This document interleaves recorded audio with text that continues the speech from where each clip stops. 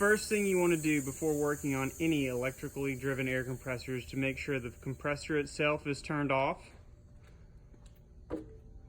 the power to the compressor is turned off, and if possible, that the air compressor is unplugged from the power service. Once you feel you're sure that you've turned off the power to the compressor and disconnected any additional power sources that might operate the air compressor, you want to use your multimeter or an amp probe to check to make sure that you are sure that there is no power being delivered to the air compressor. Use your multimeter to make sure that you don't have any operational power going to the compressor systems. Once you have verified this, you can move on to the next step of draining the tank or system pressure to make sure that the compressor is safe to operate. Once you've verified that the air compressor is turned off and all electrical power has been disconnected from the air compressor, you want to make sure that you drain the system pressure from the tank of the compressor where you're working with. Make sure that this pressure has been drained down to zero. You can check by checking your tank pressure gauge to make sure that it reads zero. You can also check by pulling the tank safety valve to also make sure that there is no pressure left in the tank. The tank safety valve is typically located somewhere near the gauge. Once you've checked all these things, your compressor is now safe to work on. I'll show you the valves and valve positions on a CA1 or CA2 compressor head.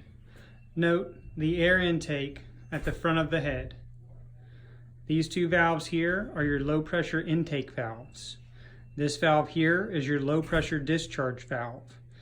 This valve here is your high pressure intake valve, and this valve here is your high pressure discharge valve. Note the high pressure discharge valve is in close relation to the high pressure safety valve. If this valve here is blowing off, then you'll need to check your compressed air discharge line or your check valve in your tank to ensure that there's no obstructions.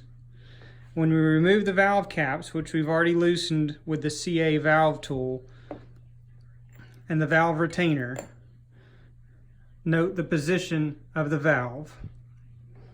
You can simply pick it out with your fingers, inspect the valve. There's a copper gasket that goes underneath the valve that is still in the head, and then if the valve is good, simply replace it back in the head. Again, we will inspect the other low pressure intake valve.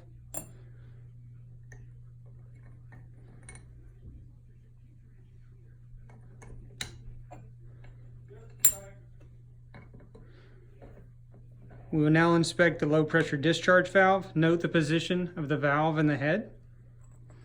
Remove the valve retainer.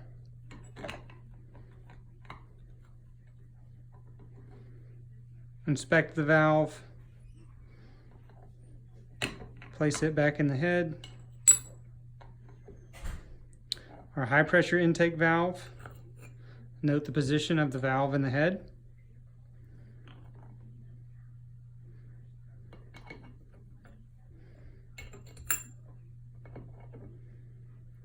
Now our high pressure discharge valve.